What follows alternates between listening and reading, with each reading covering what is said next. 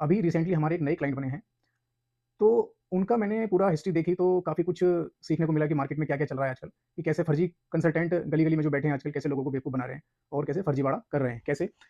ये क्या कर रहे थे कि हर महीने जीएसटी पेमेंट के नाम पर इनका कंसल्टेंट इनसे पैसे अपने अकाउंट में लेता था कि ये जीएसटी चालान जमा होना है। और वो एक्चुअली चालान जमा नहीं कर रहा था, वो सारा का सारा पेमेंट इलेक्ट्रॉनिक क्रेडिट लेजर से ही टैक्स जमा कर रहा था, मतलब आईटीसी यूज़ कर रहा था, कैश यूज़ नहीं कर रहा था। तो उसने सारा पेमेंट अपने पास रख लिया। ऐसे ही आईटीआर के नाम पर उसने इनसे ₹80,000 लिए थे कि आपका कुछ 1 लाख समथिंग का टीडीएस रिफंड आना है, उसके लिए ये पैसे जाएँगे। तो मैंने देखा कि भाई टीडीएस तो एक्चुअली उनका जेन्युइन टीडीएस बन ही रहा था, तो रिफंड के किस बात के पैसे? तो वो भी उनसे फर्जी तरीके से ले लिए गए। अभी रिसेंटली एडवांस टैक्स के नाम पर उनसे कुछ पैसे लिए, तो मैंने चेक किया तो एडवांस टैक्स में कुछ भी जमा नहीं था। अब ये कैसे मूर्ख बन रहे थे? इनकम टैक्स पोर्टल पर mobile number, email ID consultant का, जीएसटी पोर्टल पर email ID, mobile number consultant का। कुछ भी ट्रांज़ैक्शन हो रही है, कोई भी पेमेंट हो रहा है, इनको पता ही नहीं लग रहा था कि हो क्या रहा है, कोई नोटिस आ रहा है, इनको कुछ नहीं पता भाई। तो अब इससे क्या सीखने को मिलता है? पहला कि भाई अपने कंसल्टेंट से बोलिए कि पोर्टल पर ईमेल आईडी, मोबाइल नंबर हमारा होना चाहिए।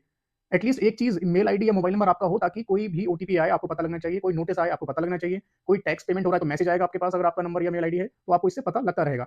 अगर आपका कोई कंसल्टेंट बोल रहा है कि भाई टैक्स जमा होना है, तो उससे बोलिए कि भाई आप चालान बनाकर भेज दो हमें, हम अपने बैंक से या ऑनलाइन जमा कर देंगे।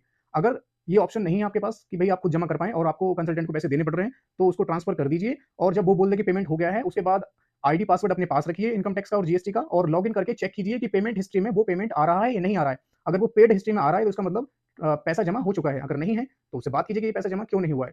दूसरा, अगर का कंसल्टेंट आपसे कभी ये बोलता है कि आपका फलाँ नोटिस आया है और उसको निपटाने में इतने रुपए लगेंगे, तो पहले उस नोटिस को चेक कीजिए कि सच में वो नोटिस है या वो झूठ बोल रहा है। लॉगिन कीजिए और नोटिस का टैब होता है उसमें जाइए, देखिए कि हाँ, सच में वो नोटिस है या नहीं।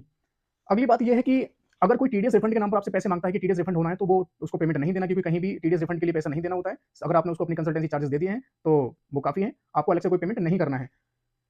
और कुछ केसेस में ये भी देखने को मिला है कि अगर आपने अपने कंसल्टेंट को कोई डेटा भेजा है जीएसटी फाइलिंग के लिए, तो कंसल्टेंट ने फर्जीवाड़ा करते हुए जीएसटीआर वन में कुछ बिल एक्स्ट्रा ऐड कर दिया अपनी तरफ से रजिस्टर्ड पार्टीज को, ताकि वो रजिस्टर्ड पार्टी आईटीसी का बेनिफिट ले ले और उसको दिलवाने के लिए कुछ कमीशन उसने ले लिया कंसल्टेंट ने। तो ये भी देखने को मिला है। तो टाइम टू टाइम अपना जीएसटी लॉगिन करके जीएसटीआर वन भी चेक करते रहना चाहिए कि भाई जो हमने बिल दिए थे वही हैं या कुछ एडिशनल बिल इन्होंने शो तो नहीं कर दिए।